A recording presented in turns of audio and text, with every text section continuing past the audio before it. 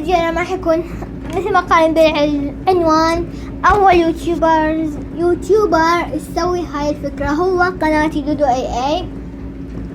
فيلا شوفوا شنو هالفكرة ويلا شوف.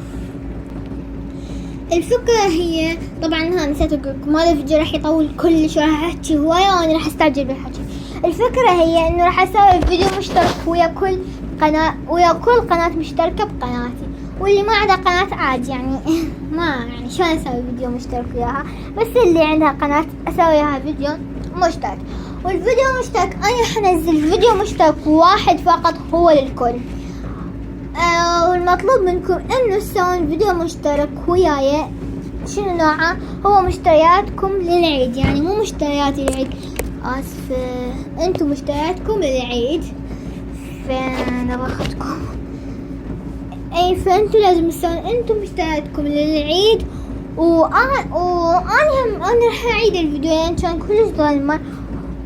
وهمين راح كل روابطكم اللي راح يسوي فيديو راح احطها بالوصف. ولازم من الشوط من خلصين الفيديو تكتبين هذا، تقولين قصدي هذا الفيديو مشترك يا قناة دودو اي. طبعا انا سويت هذا الفيديو تعرفون ليش؟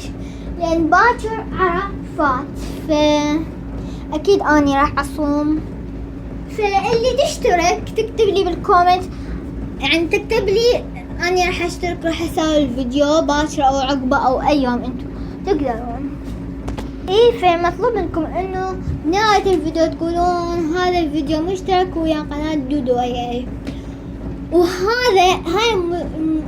وبالنهاية مو راح يسوون فيديو، راح اختار، مو انا اختار، عم تقول غشيتوا تحبين هاي القناة وما اعرف شنو، راح صديقتي ريهام هي اللي راح تختار ياهو احلى فيديو وارتب فيديو، مو احلى هدوم، لا احلى فيديو وارتب فيديو.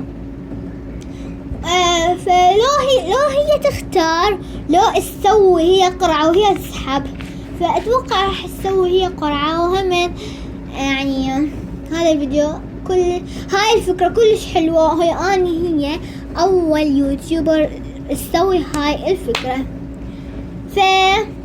وبس ان شاء الله عجبكم فيديوهات، لايك وشير واشتراككم. وهاي مسابقة ما تصير الا توصلوني 20 لايك. وهسه يلا بسرعة كتبولي، نزلوا كتبولي اني اشتركت بالمسابقة. وبس باي.